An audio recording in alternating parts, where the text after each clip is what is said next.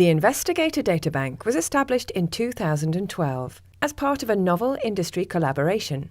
It will serve as a one-stop repository where key information about clinical trial sites, such as infrastructure and good clinical practice, GCP, training records, is housed.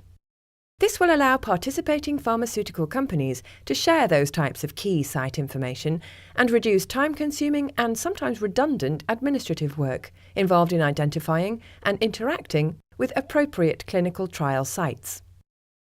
In establishing this collaboration, the founding pharmaceutical companies knew that they could not simply share clinical trial information with each other. So, a search for a neutral third party began. After looking at several vendors, the team chose drugdev.org. As a collaboration, the pharmaceutical companies also knew they would have to get permission from each investigator.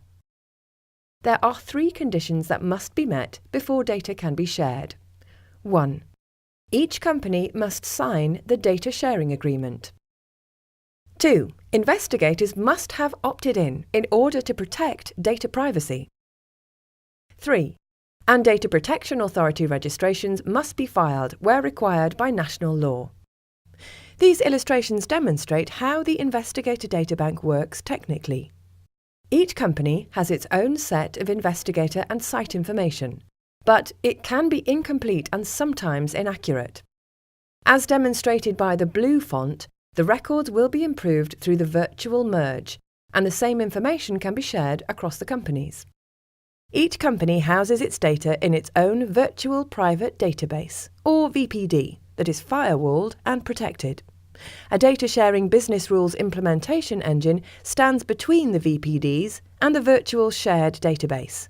This is the filter that, by default, does not let records pass through unless all of the data-sharing conditions described earlier have been met.